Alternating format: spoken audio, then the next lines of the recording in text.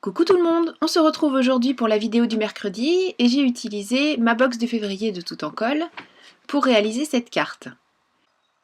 Avec mon die Blueprint 27 de chez My Favorite Things, j'ai découpé un rectangle dans du cardstock blanc, c'est du Nina Solar White. Et je vais réaliser un fond à la distress. J'ai choisi 3 couleurs, le Squeezed Lemonade, Salty Ocean et le Picked Raspberry. Et je vais donc, chacun avec une petite mousse dédiée bien sûr, hein, chaque couleur a sa mousse. Je vais réaliser un fond tout simplement en apposant les couleurs les unes à côté des autres. Tout d'abord tout doucement. De toute façon on commence toujours hein, sur la feuille de travail que vous voyez en dessous de moi, le tapis de travail non adhérent, de manière à déjà ne pas gaspiller l'encre et puis à faire en sorte qu'il n'y ait pas de coup trop marqué sur la feuille que l'on souhaite mettre en couleur.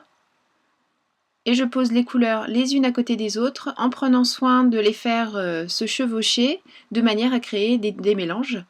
Là, en l'occurrence, par exemple, entre le Picked Raspberry et le Squeezed Lemonade, on va avoir un très joli orangé. Et je reviens avec chacune des couleurs de manière à créer ce fondu et faire en sorte qu'il n'y ait pas du tout de coupure entre les couleurs les unes à côté des autres.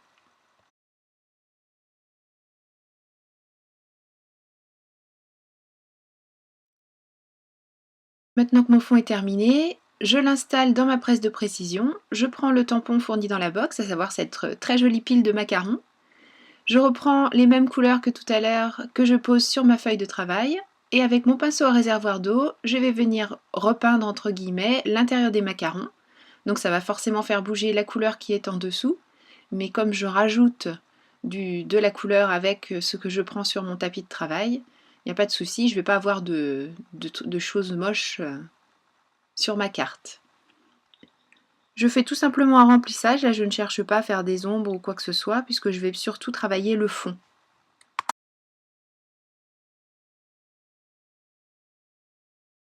J'aurais pu le faire avant, mais là je mets quelques gouttes sur mon papier, des gouttes d'eau, de manière à venir manger un petit peu de la couleur pour faire un fond un peu moins lisse. Et une fois que ça agit quelques secondes, je passe un morceau de papier, donc là en l'occurrence c'est un mouchoir tout simplement, pour venir absorber mon eau, et puis vous voyez ça crée un fond avec des petites bulles un peu plus claires. Plus on laisse l'eau agir et plus la couleur va s'en aller, donc après à vous de jouer avec la durée pendant laquelle vous laissez votre eau agir, et vous pouvez en rajouter comme je l'ai fait là pour obtenir le résultat escompté. Je vais maintenant utiliser le pochoir de la box en reprenant tout simplement les couleurs que j'ai prises tout à l'heure pour faire le fond. Et je repasse dans chacun des aplats de couleurs, donc là où c'est rose, je repasse le rose, là où c'est bleu, je repasse le bleu, ainsi de suite. Sans trop appuyer, juste pour faire ressortir un petit peu le motif, je veux pas que ça saute aux yeux non plus. Alors j'adore ce motif losange. Je trouve que vraiment le résultat est super chouette, et si je trouve que ça n'est pas suffisamment marqué, il suffit de replacer et on repasse là où on a oublié ou là où on l'a fait un peu moins, de manière à faire ressortir encore plus le motif.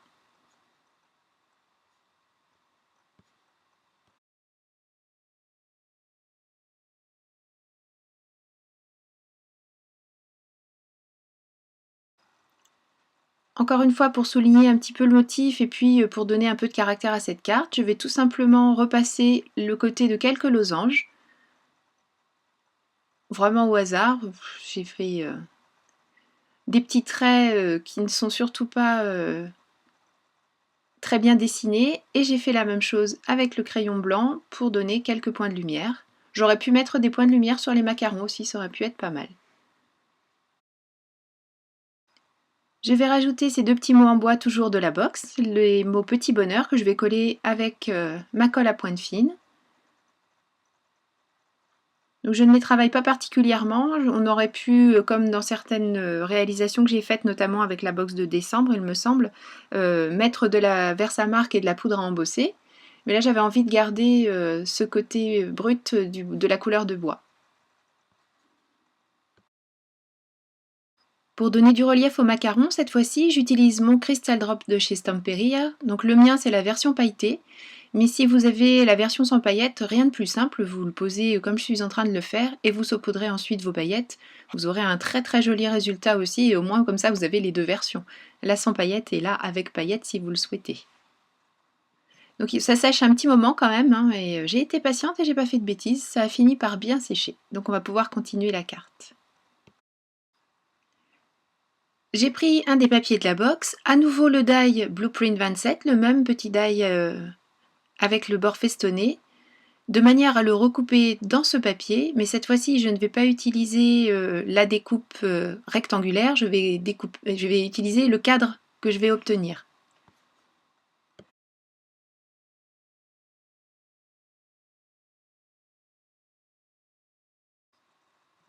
Je le recoupe bien sûr proprement avec mon massicot, de manière à obtenir un cadre régulier. Je vais poser de l'adhésif double face tout autour.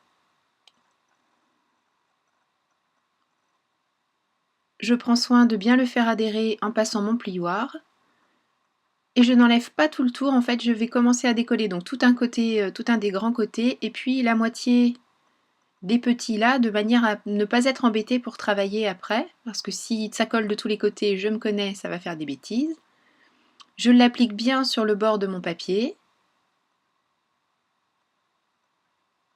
Et une fois que c'est fait, je peux continuer à enlever la protection de l'adhésif. Et comme ça, mon cadre est bien rectangulaire, il n'est pas déformé. Et quand je vais insérer la carte à l'intérieur, j'aurai pas de surprise. Sur cette partie également, je colle de l'adhésif double face.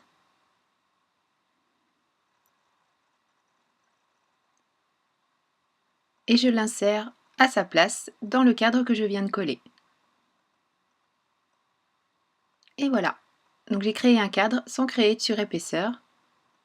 Je n'ai plus qu'à marquer le pli avec mon stylet à embosser. Et puis ce serait mieux que je coupe avant le grand rectangle de manière à m'en servir sans l'abîmer. Et ma base de carte est quasi terminée. Voilà, la carte est terminée d'ailleurs. Mais j'espère que cette réalisation vous a plu, vous aura donné des idées pour utiliser votre box, mais également les distress et puis vos crayons noirs et blancs. Je vous remercie beaucoup d'avoir suivi cette vidéo. Je vous donne rendez-vous très bientôt pour une nouvelle vidéo de réalisation. Je pense qu'il y en aura une avant mercredi prochain, notamment avec ma box de février qui m'a une fois de plus beaucoup inspirée. Et bien, je vous souhaite de belles heures de scrap. Je vous remercie encore de nous suivre aussi régulièrement. Et puis merci de tous vos commentaires. On essaie de répondre à tout, mais c'est pas toujours évident. Donc c'est gentil de nous faire confiance. Je vous fais des gros bisous. Prenez bien soin de vous. Et puis bon scrap et à très bientôt. Gros bisous. Bye bye.